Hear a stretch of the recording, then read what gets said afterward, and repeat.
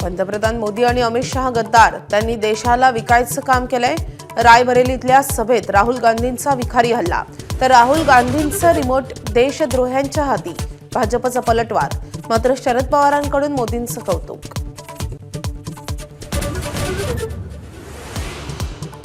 विदर्भात अनेक ठिकाणी उष्णतेचा रेड अलर्ट, 3 जणांचा उष्माघाताने मृत्यू झाल्याचा अंदाज, तर उष्णतेमुळे मोबाईलवरही विपरीत परिणाम।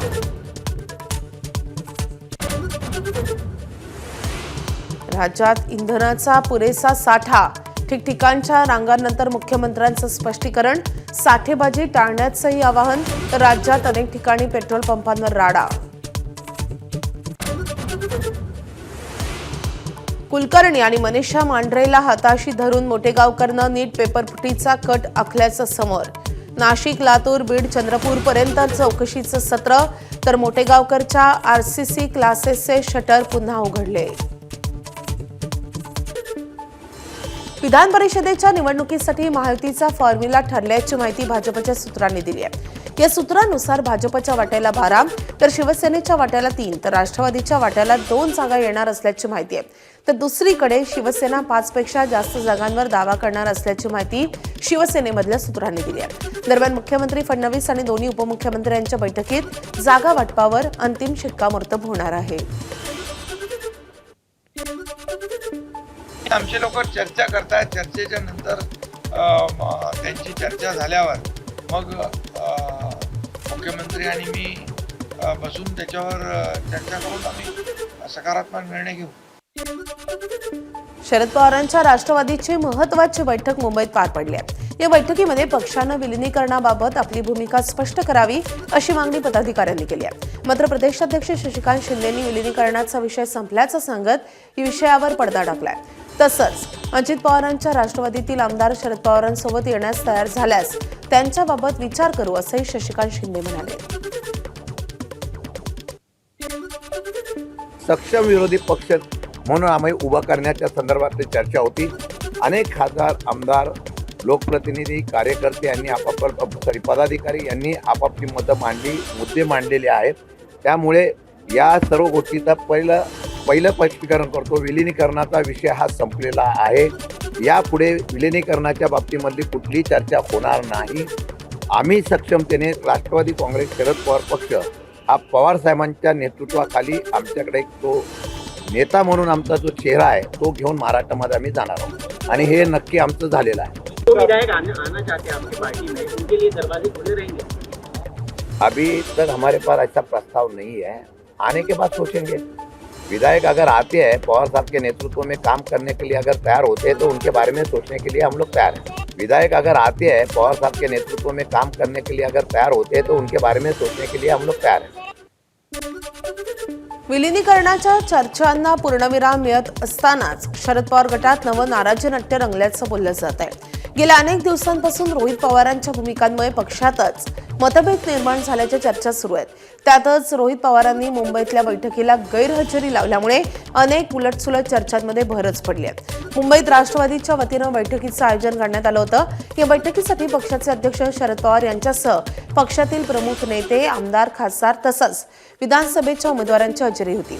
मात्र इंदापूरमधील प्रश्नासाठी पुण्यातील सिंचन भवनला भेट देण्यासाठी गेल्याचं कारण देत रोहित पवारांनी बैठक टाळली आहे। पक्षानं भाजपसोबत जाण्याचा निर्णय घेतल्यास आपण मात्र भाजपसोबत जाणार नाही असं वक्तव्य रोहित पवारांनी नुकतंच केलं होतं आणि त्यामुळे पक्षात नेमकं काय चालू आहे आणि रोहित पवारांना नेमकं काय खुपतंय याची चर्चा सुरू आहे।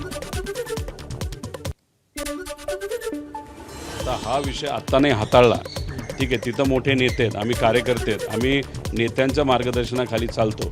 पक्ष काय अडचणीत येणार नाही रोहित पवार तिथं नाही गेला तर, पण इथं जर रोहित पवार नाही आला आणि या 2 तालुक्यासाठी जर नाही लढला तर तिथे शेतकरी अडचणीत येतील। मग आज शेतकरी अडचणीत येऊन जर त्या ठिकाणी त्याचं घर चालणार नसेल तर शेतकरी आणि तिथे असणारे लोक हे जास्त महत्त्वाचे। तर मी सुप्रियाताईंची त्या ठिकाणी परवानगी घेतलेली, विनंती केलेली आहे। आपल्या नाराजीच्या बातम्या निराधार असल्याचं स्पष्टीकरण आमदार रोहित पवार यांनी एक्सपोज करत दिलंय।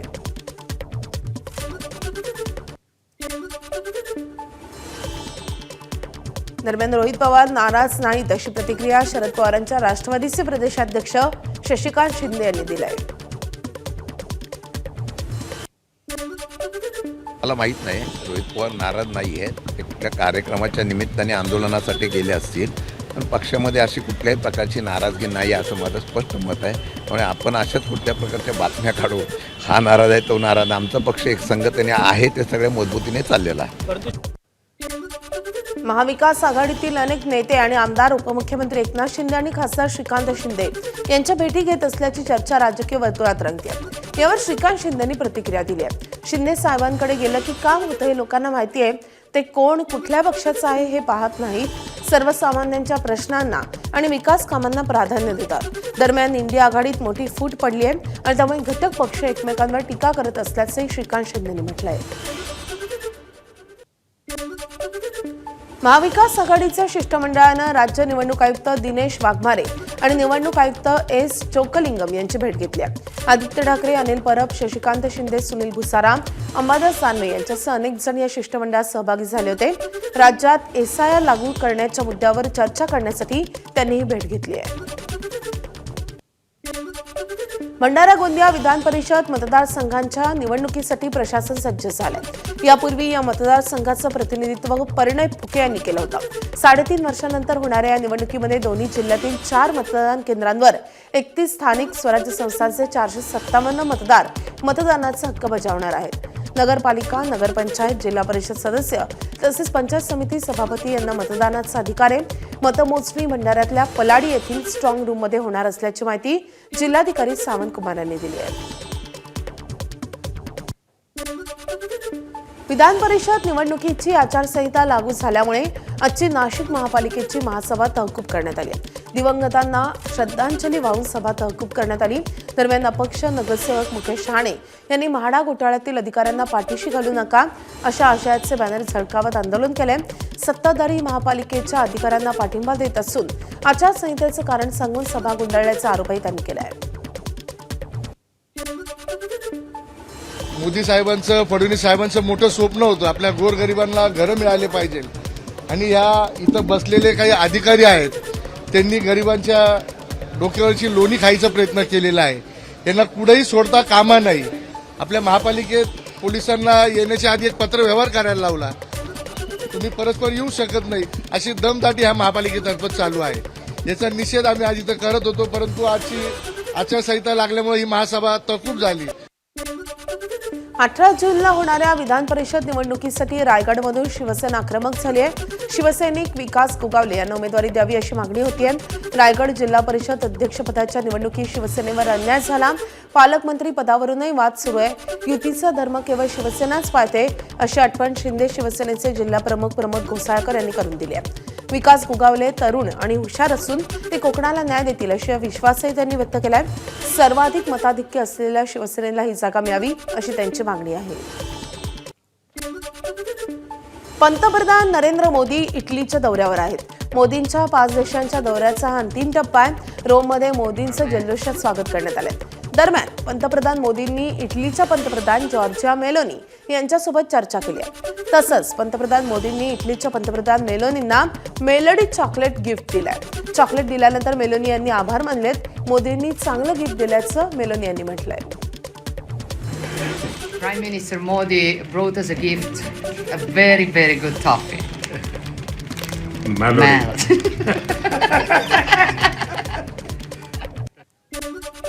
इटलीच्या दौऱ्यावर असलेल्या पंतप्रधान मोदींना रोममध्ये गार्ड ऑफ ऑनर देण्यात आलाय.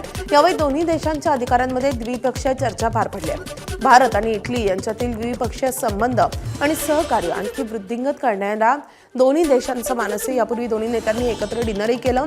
अनेक महत्त्वाच्या मुद्द्यांवर अनौपचारिक चर्चाही पार पडली आहे.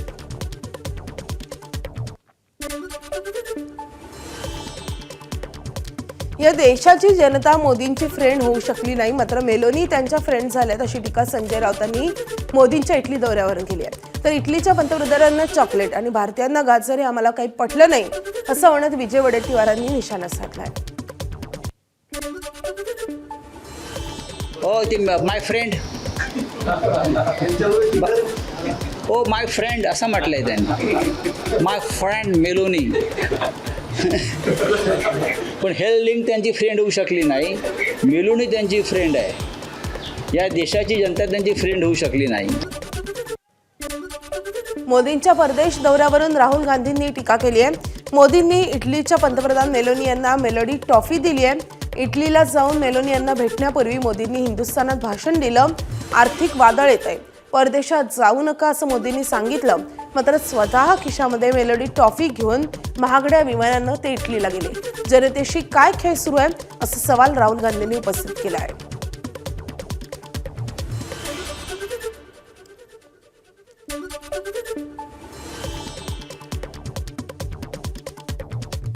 बीजेपी वाले मेरा मजाक उड़ाते हैं। नरेंद्र मोदी ने जो करना था पिछले 3 महीने में, जो आपकी प्रोटेक्शन करनी थी, जो दीवार आर्थिक दीवार खड़ी करनी थी आपके लिए, वो उन्होंने नहीं की। उल्टा वो जाकर मेलोनी जी के साथ टॉफी खा रहे हैं और वीडियो बना रहे हैं जैसे मजाक चल रहा है। लोकसभेचे विरोधी पक्षनेते राहुल गांधींनी रायबरेलीमधल्या सभेमधून पंतप्रधान नरेंद्र मोदी आणि गृहमंत्री अमित शहांवर टीका केली आहे. देशातील इंधन टंचाई आणि परदेश दौऱ्यांचा उल्लेख करत राहुल गांधींनी पंतप्रधान मोदींचा गद्दार असा पुनरुच्चार केलाय. आता आर्थिक वादळ येत आहे, मोदी तुम्हाला वाचवू शकणार नाहीत असंही भाकीत त्यांनी वर्तवलंय. जो संविधान को नष्ट करता है उसको आप क्या कहोगे? उसको क्या कहोगे? गद्दार कहोगे। इसीलिए मैंने खुल के कहा है कि नरेंद्र मोदी, अमित शाह संविधान पर आक्रमण कर रहे हैं। उन्होंने देश का धन अदानी अंबानी को बांटा, उन्होंने देश की संस्थाओं को खत्म किया, उन्होंने वोट चोरी करवाई, इलेक्शन कमीशन को दबाया, जुडिशरी पर दबाव डाला। आरएसएस के लोग सुन लो, आपने कहा कि मुझे माफी मांगनी चाहिए, मैं कभी माफी नहीं मांगूंगा, फिर बोलूंगा। अमित शाह और नरेंद्र मोदी गद्दार हैं क्योंकि उन्होंने कॉन्स्टिट्यूशन पर आक्रमण किया है। सुन लो अच्छी तरह, मैं तुम लोगों से नहीं डरता हूं और हिंदुस्तान की जनता इस बात को समझ गई है और हिंदुस्तान की जनता भी आपसे नहीं डरती है।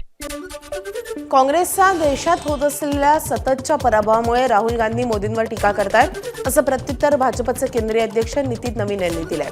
तर राहुल गांधींनी मोदींचा नाही तर देशाच्या जनतेचा अपमान केल्याची टीका नितीन नवीन यांनी केली आहे.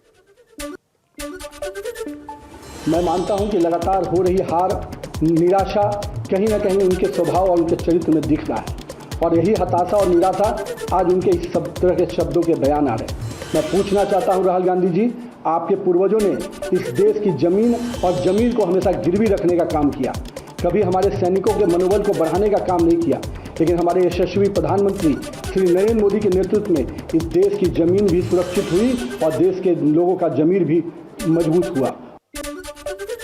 राहुल गांधी यांच्या विरोधात दिल्ली पोलिसात तक्रार दाखल करण्यात आली आहे. भाजप युवा मोर्चाचे प्रवक्ते अभिषेक दुबे यांनी तिगडी पोलीस ठाण्यामध्ये ही तक्रार दिली आहे. राहुल गांधी यांनी पंतप्रधान नरेंद्र मोदी आणि गृहमंत्री अमित शहा यांच्यासाठी सार्वजनिक कार्यक्रमामध्ये गद्दार शब्दाचा वापर केल्याचा आरोप त्यांनी केलाय. या प्रकरणात एफआयआर दाखल करण्याची मागणी करण्यात आली आहे. राहुल गांधी हे रिजेक्टेड माल आहेत अशी टीका मुख्यमंत्री देवेंद्र फडणवीस यांनी राहुल गांधींवर केली आहे. राहुल गांधींनी मोदींवर केलेल्या टीकेनंतर मुख्यमंत्र्यांनी प्रत्युत्तर दिलं आहे. मला असं वाटतं, मागच्या वेळेस मी सांगितलं होतं, पवार साहेबांना फार राग आला, ते म्हणाले की मुख्यमंत्र्यांनी असे शब्द वापरू नये, पण मी पुन्हा सांगतो, हा रिजेक्टेड माल आहे. दरम्यान काँग्रेसचा इतिहासच आणीबाणी, कलम 370 आणि बोफर्स यासारख्या देशविघातक गद्दारीने काळवंडलेला आहे आणि त्यामुळे काँग्रेसचे शहजादे राहुल गांधी यांनी कुणालाही गद्दार म्हणणे हे हास्यास्पद आहे अशी प्रतिक्रिया भाजपचे प्रदेशाध्यक्ष रवींद्र चव्हाण यांनी एक्सपोज करत दिली आहे. तसंच राहुल गांधींना काँग्रेस पक्षाच्या इतिहासाचा विसर पडला असावा असं म्हणत रवींद्र चव्हाण यांनी राहुल गांधींवर निशाणा साधला आहे. केंद्रीय शिक्षण मंत्री धर्मेंद्र प्रधान यांनी नीट यूजी एक्झाम संदर्भात उच्चस्तरीय आढावा बैठक घेतली आहे. या बैठकीमध्ये केंद्रीय सुरक्षा आणि गुप्तचर संस्थांचे अधिकारी, शिक्षण मंत्रालयाचे वरिष्ठ अधिकारी तसेच NTAचे महासंचालक उपस्थित होते. परीक्षेच्या पारदर्शक आणि सुरक्षित आयोजनासाठी आवश्यक तयारीचा आढावा यावेळी घेण्यात आला. याचबरोबर मेटा, गुगल आणि टेलिग्राम सारख्या सोशल मीडिया प्लॅटफॉर्मच्या प्रतिनिधींशी स्वतंत्र बैठक घेऊन परीक्षांबाबत पसरवली जाणारी चुकीची माहिती, बनावट पेपर लीक दावे आणि फसवे टेलिग्राम चॅनल्सवर कठोर कारवाईचे निर्देशही यावेळी देण्यात आले आहेत.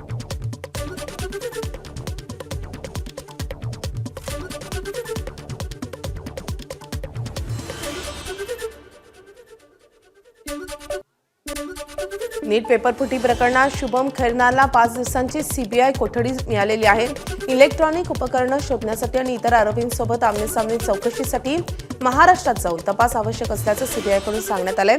तर इतर आरोपी धनंजय लोखंडे, मांगीलाल बिवाल, विकास बिवाल, दिनेश बिवाल आणि यश यादव यांना 2 जूनपर्यंत न्यायालयीन कोठडी सुनावण्यात आली आहे. CBIनं पुण्यातील मॉडर्न कॉलेजची झाडाझडती घेतली आहे. मनीषा मांढरेचं कपाट, लॉकर, डेस्कची तपासणी करण्यात आली आहे. तिची कागदपत्र देखील चेक करण्यात आली आहे. पुणे पोलिसांकडून CBIनं मोठा बंदोबस्त मागवलाय. मंगळवारी आणि काल दिवसभर पुणे पोलिसांसोबत CBI वेगवेगळ्या ठिकाणी झाडाझडती घेत आहे. 3 मई को जब मैंने पेपर देखा, 3 मई को पेपर ख़त्म होने के बाद 5 बजे मैंने नीट के पेपर को एनालिसिस किया. उसे देखने के बाद जब मैं मेरे मकान मालिक से मिला तो मकान मालिक ने मुझे एक वायरल PDF दिखाई, जिसमें उत्सुकताजनक उन्होंने ये भी पूछा कि इसमें से कोई क्वेश्चन पेपर में आया है कि आप एक बार चेक करना. तो जब मैंने केमिस्ट्री की PDF देखी तो पता चला कि उस PDF में उस दिन नीट में आए हुए हूबहू 45 के 45 क्वेश्चन एज इट इज़ थे. उसको देखते ही हम दोनों सत्ते में आ गए और फिर मैंने भी उनसे पूछा कि और भी कोई PDF हो तो मुझे बताइए आप. तो उन्होंने मुझे बायोलॉजी की PDF दिखाई. फिर हमने साथी शिक्षक की हेल्प से उस बायोलॉजी की PDF को भी डिकोड किया और डिकोड करने के पश्चात हम सब लोगों ने डिस्कशन किया कि ये नीट का जो पेपर है वो लीक होने के अंदेशा लग रहा है, तो इसकी जो है वो जानकारी प्रशासन को दी जाए. फिर हमने इसकी जानकारी प्रशासन को देर रात दी थी और उसकी कार्रवाई करते हुए फिर हमने NTA तक हम पहुँचे. NTA को हमने मेल किए, CBI को मेल किए और हमने एजुकेशन मिनिस्ट्री को मेल किए. विधान परिषदेच्या निवडणुकीसाठी माहितीचा फॉर्म्युला ठरल्याची माहिती भाजपच्या सूत्रांनी दिली आहे. या सूत्रानुसार भाजपच्या वाट्याला 12 तर शिवसेनेच्या वाट्याला 3 आणि राष्ट्रवादीच्या वाट्याला 2 जागा येणार असल्याची माहिती आहे. तर दुसरीकडे शिवसेना 5 पेक्षा जास्त जागांवर दावा करणार असल्याची माहिती आता शिवसेनेतल्या सूत्रांनी दिली आहे. दरम्यान मुख्यमंत्री फडणवीस आणि दोन्ही उपमुख्यमंत्र्यांच्या बैठकीत जागा वाटपावर अंतिम शिक्कामोर्तब होणार आहे. आमचे लोक चर्चा करतात. चर्चेच्या नंतर त्यांची चर्चा झाल्यावर मग मुख्यमंत्री आणि मी बसून त्याच्यावर चर्चा करून आम्ही सकारात्मक निर्णय घेऊ. शरद पवारांच्या राष्ट्रवादीची महत्त्वाची बैठक मुंबईत पार पडली आहे. या बैठकीमध्ये पक्षानं विलिनीकरणाबाबत आपली भूमिका स्पष्ट करावी अशी मागणी पदाधिकाऱ्यांनी केली. मात्र प्रदेशाध्यक्ष शशिकांत शिंदेंनी विलिनीकरणाचा विषय संपल्याचं सांगत या विषयावर पडदा टाकलाय. तसंच अजित पवारांच्या राष्ट्रवादीतील आमदार शरद पवारांसोबत येण्यास तयार झाल्यास त्यांच्याबाबत विचार करू असंही शशिकांत शिंदे यांनी म्हटलंय. सक्षम विरोधी पक्ष म्हणून आम्ही उभा करण्याच्या संदर्भातली चर्चा होती. अनेक खासदार, आमदार, लोकप्रतिनिधी, कार्यकर्ते यांनी पदाधिकारी यांनी आपापली मतं मांडली, मुद्दे मांडलेले आहेत. त्यामुळे या सर्व गोष्टीचा पहिलं स्पष्टीकरण करतो. विलिनीकरणाचा विषय हा संपलेला आहे. यापुढे विलिनीकरणाच्या बाबतीमधली कुठलीही चर्चा होणार नाही. आम्ही सक्षमतेने राष्ट्रवादी काँग्रेस, शरद पवार पक्ष हा पवार साहेबांच्या नेतृत्वाखाली आमच्याकडे तो नेता म्हणून आमचा जो चेहरा आहे तो घेऊन महाराष्ट्रामध्ये आम्ही जाणार आहोत आणि हे नक्की आमचं झालेलं आहे. जो विधायक आना चाहते हैं आपकी पार्टी में, उनके लिए दरवाजे खुले रहेंगे? अभी तक हमारे पास ऐसा प्रस्ताव नहीं है. आने के बाद सोचेंगे. विधायक अगर आते हैं, पवार साहब के नेतृत्व में काम करने के लिए अगर तैयार होते हैं तो उनके बारे में सोचने के लिए हम लोग तैयार हैं. विधायक अगर आते हैं, पवार साहब के नेतृत्व में काम करने के लिए अगर तैयार होते हैं तो उनके बारे में सोचने के लिए हम लोग तैयार हैं. विलिनीकरणाच्या चर्चांना पूर्णविराम मिळत असताना शरद पवार गटात नवं नाराजी नाट्य रंगल्याचं बोललं जात आहे. गेल्या अनेक दिवसांपासून रोहित पवारांच्या भूमिकांमुळे पक्षातच मतभेद निर्माण झाल्याची चर्चा सुरू आहे. त्यातच रोहित पवारांची मुंबईतल्या बैठकीला गैरहजेरी अनेक उलटसुलट चर्चांमध्ये भर घालणारी ठरली आहे. मुंबईमध्ये राष्ट्रवादीच्या वतीनं बैठकीचं आयोजन करण्यात आलं होतं. या बैठकीसाठी पक्षाचे अध्यक्ष शरद पवार यांच्यासह पक्षातील प्रमुख नेते, आमदार, खासदार तसंच विधानसभेच्या उमेदवारांची हजेरी होती. मात्र इंदापूरमधल्या प्रश्नासाठी पुण्यातील सिंचन भवनला भेट देण्यासाठी गेल्याचं कारण देत रोहित पवारांनी बैठक टाळली आहे. पक्षानं भाजपसोबत जाण्याचा निर्णय घेतल्यास आपण मात्र भाजपसोबत जाणार नाही असं वक्तव्य रोहित पवारांनी नुकतंच केलं होतं. आणि त्यामुळे पक्षात नेमकं काय चालू आहे आणि रोहित पवारांना नेमकं काय खुपतंय याची चर्चा पुन्हा एकदा झाली आहे. आता हा विषय आत्ता नाही हाताळला, ठीक आहे. तिथं मोठे नेते आहेत, आम्ही कार्यकर्ते आहेत, आम्ही नेत्यांच्या मार्गदर्शनाखाली चालतो. पक्ष काय अडचणीत येणार नाही रोहित पवार तिथं नाही गेला तर. पण इथं जर रोहित पवार नाही आला आणि या 2 तालुक्यासाठी जर नाही लढला तर तिथे शेतकरी अडचणीत येतील. मग आज शेतकरी अडचणीत येऊन जर त्या ठिकाणी त्याचं घर चालणार नसेल तर शेतकरी आणि तिथे असणारे लोक हे जास्त महत्त्वाचे. तर मी सुप्रियाताईंची त्या ठिकाणी परवानगी घेतलेली, विनंती केलेली आहे. आपल्या नाराजीच्या बातम्या निराधार असल्याचं स्पष्टीकरण आमदार रोहित पवार यांनी एक्सपोज करत दिलं आहे.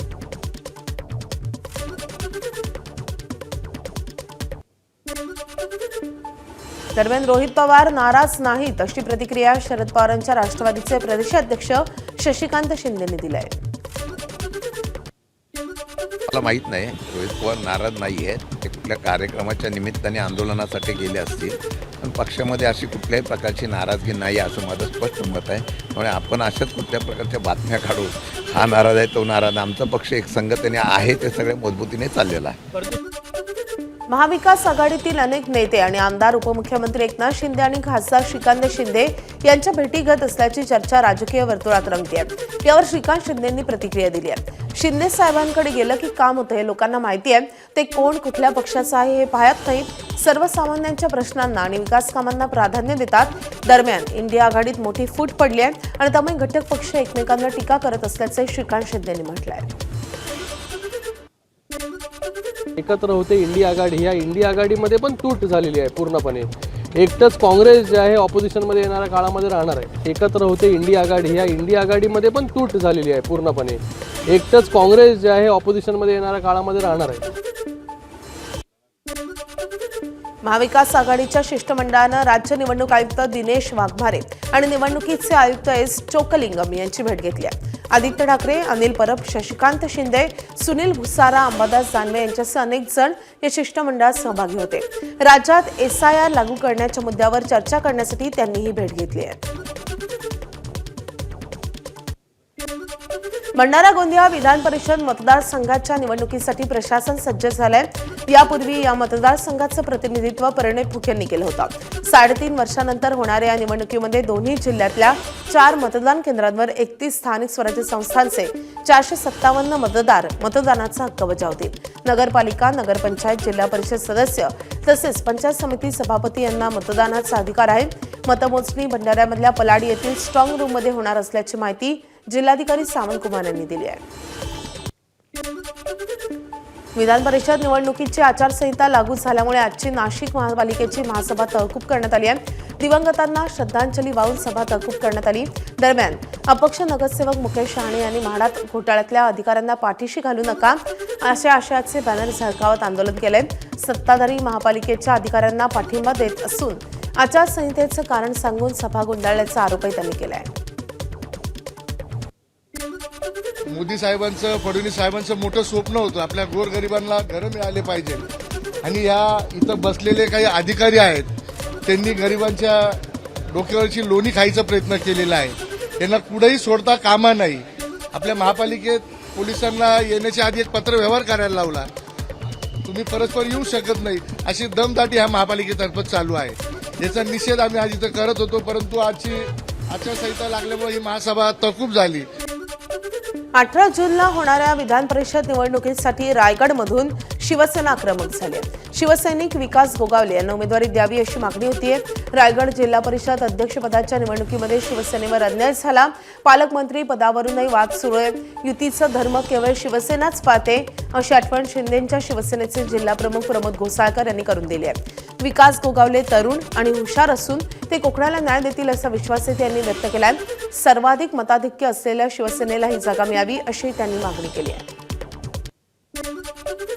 विदर्भात उष्णतेचा कहर कायम असून नागपुरात काल 46.6 तापमानाची नोंद झाली आहे.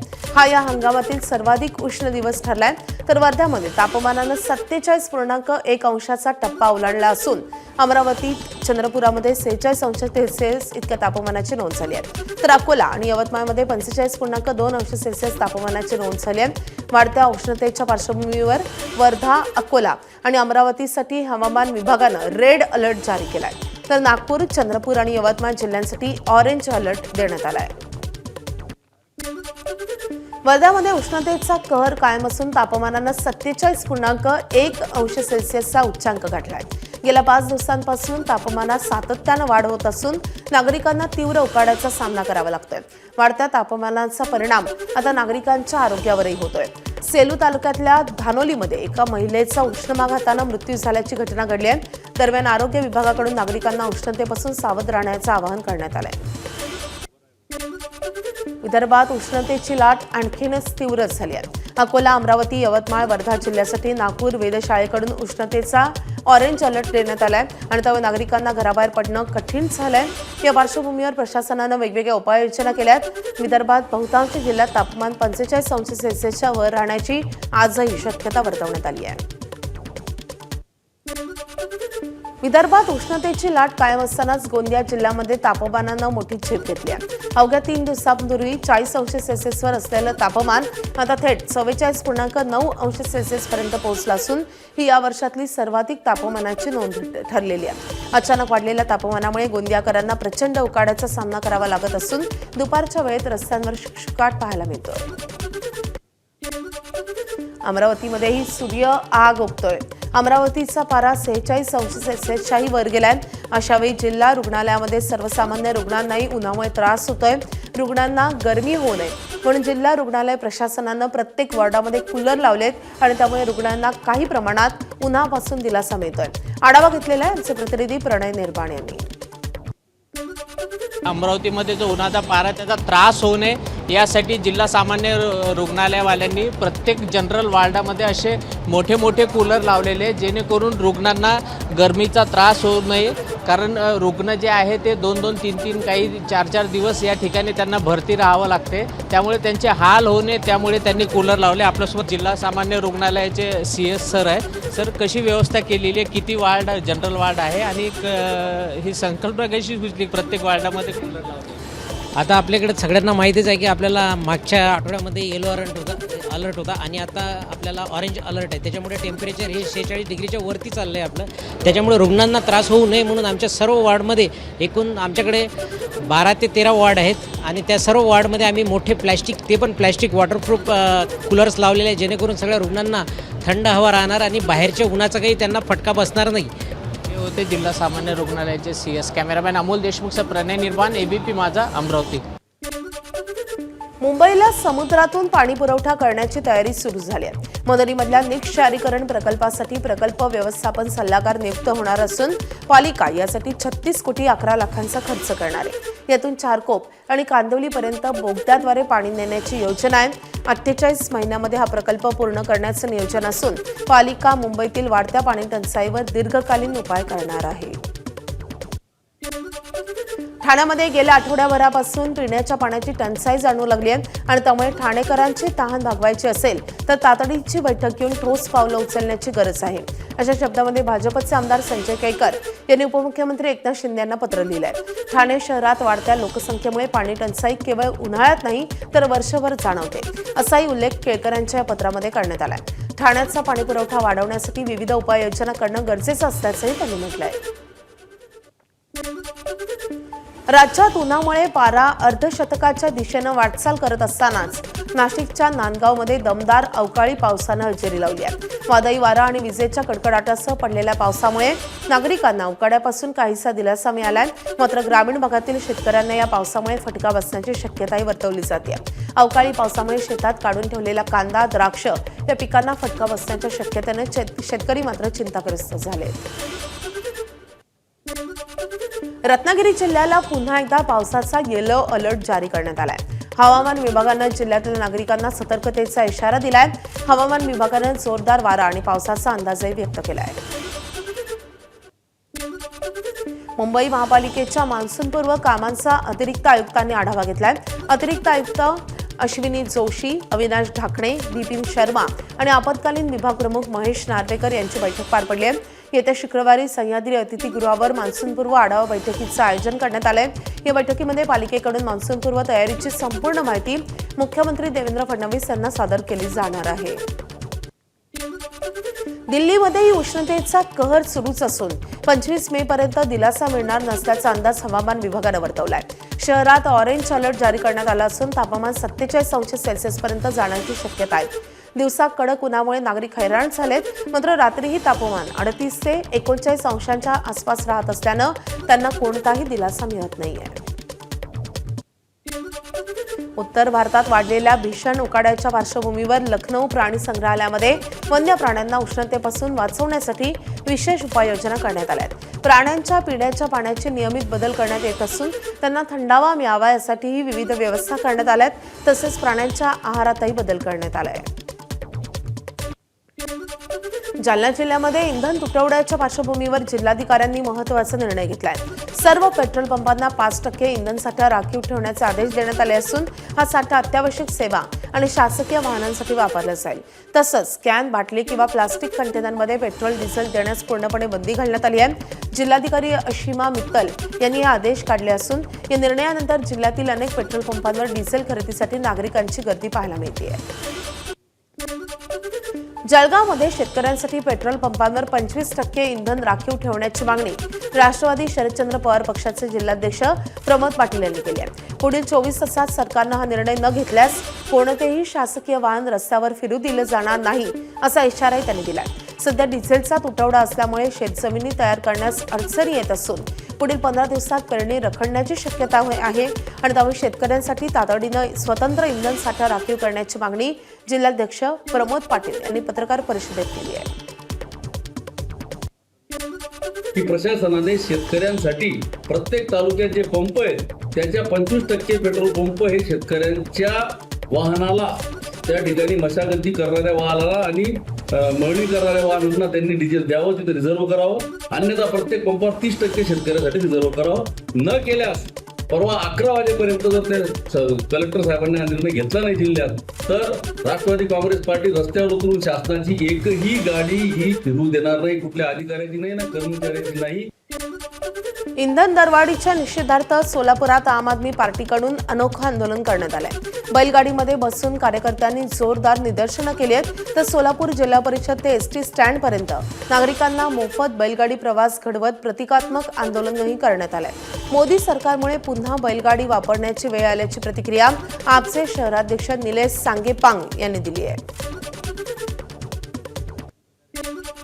जेव्हा युद्धजन्य परिस्थिती निर्माण झाली होती तेव्हा आपल्या सरकारने देश हिताकडे न पाहता निवडणुकांकडे जास्त लक्ष दिलं. त्याच्यामुळे आता परिस्थिती आणखीन बिकट झालेली आहे आणि भविष्यात ही परिस्थिती आणखीन बिकट होईल का अशी जनतेला भीती लागलेली आहे. पुढे येणाऱ्या काळात आम्हाला पुन्हा बैलगाडीतून प्रवास करावा लागतो का अशी देखील भीती जनतेला लागलेली आहे. म्हणून आम्ही सरकारला जी जनतेची भावना आहे ती पोहोचवण्यासाठी आज मोफत बैलगाडी प्रवास जनतेसाठी ठेवलेला आहे.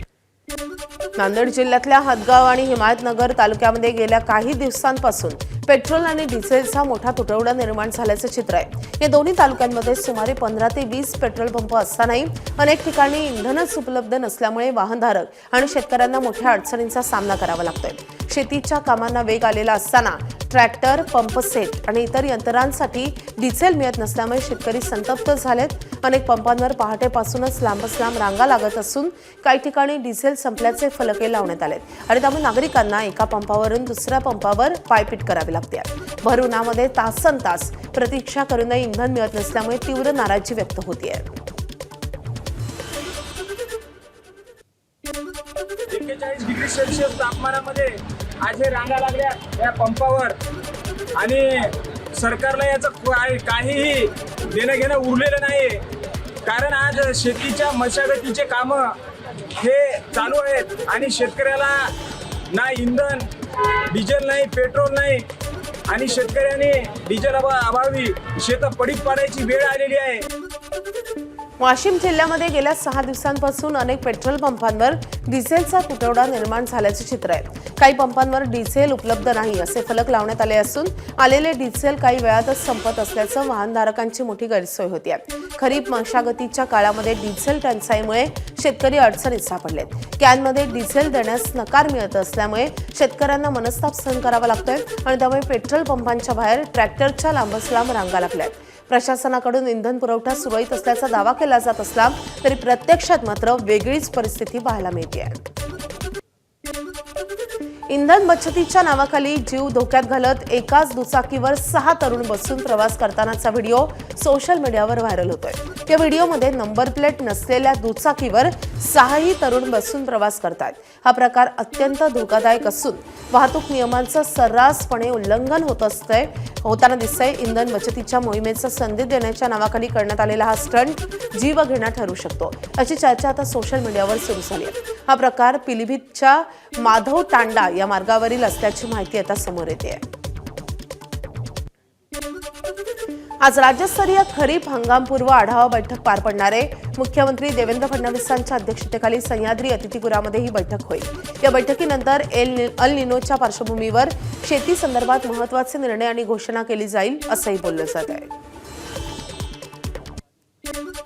मुंबईतील वाहतूक कोंडी कमी करण्यासाठी खासगी ट्रॅव्हल्स बसेसना शहराच्या वेशीवरच थांबवण्याची तयारी मुंबई महापालिकेनं सुरू केली आहे. दहिसर आणि मानखुर्द येथील जकात नाकांच्या जागेवर त्या दृष्टीनं मोठी सुविधा उभारली जाईल. मुंबईत येणाऱ्या प्रवाशांना तिथूनच पुढील प्रवासासाठी मेट्रो बेस सेवा आणि त्यासोबतच कॅबची सुविधा उपलब्ध करून देण्यात येणार आहे. मुंबई महापालिकेच्या नियोजनानुसार या ठिकाणी parking hub, food plaza, hotel आणि शॉपिंग सेंटर उभारले जातील आणि त्यासाठी मोठ्या निधीची गुंतवणूकही करण्यात येणार आहे.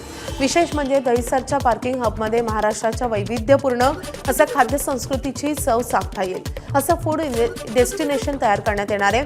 एकंदरीतच मुंबईत येणाऱ्या खासगी बसेस दहिसर आणि मानखुर्दमध्येच थांबवण्याचा महापालिका प्रशासनाचा प्रयत्न आहे आणि त्यामुळे मुंबईतील वाहतूक कोंडी कमी होण्यास मदत होईल असाही दावा होत आहे. खासगी बसेससाठी पार्किंग, पेट्रोल पंप आणि इलेक्ट्रिक वाहन चार्जिंग सारख्या सुविधाही उपलब्ध करून दिल्या जातील. मुंबई महानगर प्रदेशातल्या जलवाहतूक सेवा अधिक आधुनिक आणि प्रवासी अनुकूल राहण्यासाठी वर्सोवा म्हण मार्गावर ऑनलाईन तिकीट प्रणाली लागू करण्यात येणार आहे. मंत्री नितेश राणे यांच्या अध्यक्षतेखाली झालेल्या बैठकीमध्ये या प्रकल्पाचा आढावा घेण्यात आलाय. पुढील 3 महिन्यांमध्ये 50% व्यवहार डिजिटल करण्याचे लक्ष ठेवण्यात आले असून QR कोड प्रवेश, स्मार्ट गेट्स आणि मल्टी मोडल पेमेंट प्रणालीही लागू करण्यात येणार आहे. कल्याण पश्चिम येथील गणपती चौक ते DB चौक दरम्यान असलेल्या झाडांच्या खोडांवर अज्ञात व्यक्तींनी ड्रिल करून इंजेक्शन सदृश द्रव्य टाकल्याचा प्रकार आता उघडकीस आलाय. या घटनेमुळे परिसरात खळबळ उडाली असून पर्यावरण प्रेमींमध्ये संताप निर्माण झालाय. झाडांना इंजेक्शनमधून जाणीवपूर्वक नुकसान पोहोचवण्याचा प्रयत्न झाल्याची चर्चा पर्यावरण प्रेमींमध्ये. या घटनेची माहिती मिळताच कल्याण डोंबिवली महापालिकेच्या अधिकाऱ्यांनी घटनास्थळी धाव घेत पंचनामा केलाय. या प्रकारामागे नेमकं कोण आहे याचा शोध घेण्यात येतोय. देबीबुया नावाच्या प्रजातीच्या झाडांची आम्ही जेव्हा प्रथमदर्शनी पाहणी केली तेव्हा पाहणीमध्ये असं निदर्शनास आलं की 7 झाडांच्या बुंद्यांना खाली अज्ञात इसमांकडनं ड्रिल मशीनने छिद्र करण्यात आलेली आहेत आणि त्या छिद्रांमध्ये इंजेक्शन टाकलंय असं बोलू शकतो की नाही माहिती नाही, पण ओघळ दिसतं. त्याच्यामुळे इंजेक्शन टाकून मे बी झाडांना मारण्याचा प्रयत्न केलेला असेल. तर आता आम्ही इथे येऊन पंचनामा वगैरे केलेली आहे. उद्यान विभागाकडनं ट्री ॲक्टनुसार जी पण काही कार्यवाही ती आमची सुरू झालेली आहे. कल्याणच्या दुर्गाडी किल्ल्यावर बकरी ईदच्या पार्श्वभूमीवर पुन्हा वातावरण तापण्याची चिन्ह आहेत. हिंदूंना किल्ल्यावर प्रवेशबंदी करू नये आणि किल्ल्याच्या पायथ्याशी रस्त्यावर नमाज पठणास परवानगी देऊ नये अशी मागणी भाजप आणि हिंदुत्ववादी संघटनांनी पोलिसांकडे केली आहे. या संदर्भात भाजपचे नगरसेवक महेश पाटील यांनी पोलीस उपायुक्त अतुल झेंडे यांची भेट घेत निवेदन दिलंय.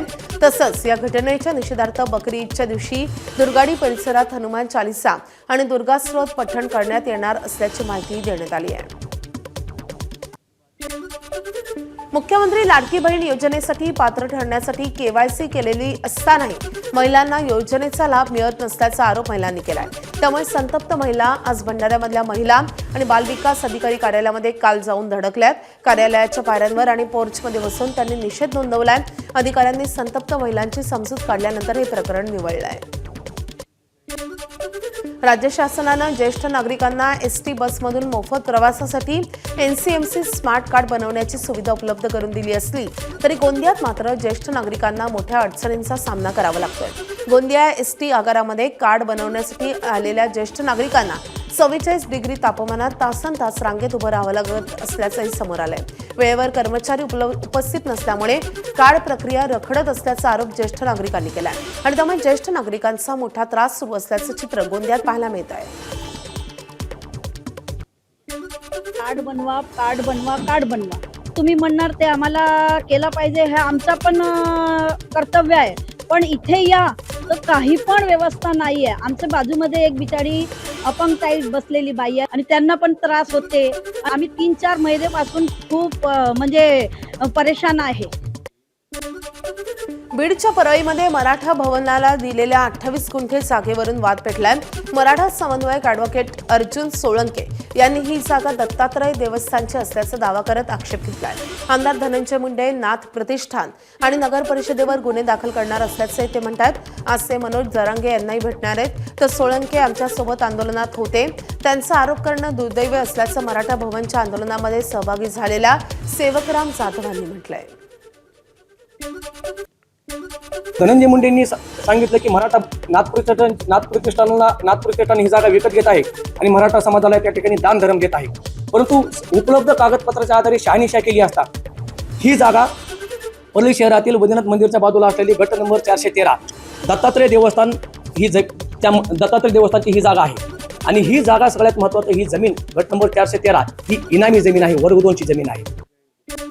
ऑनलाईन औषध विक्रीच्या विरोधात बारामतीत मूक मोर्चा काढण्यात आलाय. भिगवण चौक ते प्रशासकीय भवन असा हा मोर्चा निघाला. ऑनलाईन औषध विक्री विरोधात देशव्यापी बंदमध्ये बारामती तालुका केमिस्ट अँड ड्रगिस्ट असोसिएशनने सहभाग नोंदवला. देशात व राज्यात बेकायदेशीररित्या इंटरनेट फार्मसीच्या माध्यमातून ऑनलाईन औषध विक्री ई पोर्टलद्वारे विक्री केली जाते आणि त्यामुळे मेडिकल व्यवसाय अडचणीत आला असून ग्राहकांची मोठ्या प्रमाणात फसवणूक होत असल्याचा आरोपही करण्यात आलाय. ऑनलाईन औषध विक्रीवर बंदी घालावी या मागणीसाठी बंद पाडण्यात आलाय आणि बारामती तहसीलदारांना निवेदनही देण्यात आलंय. एबीपी माझा, उघडा डोळे बघा नीट.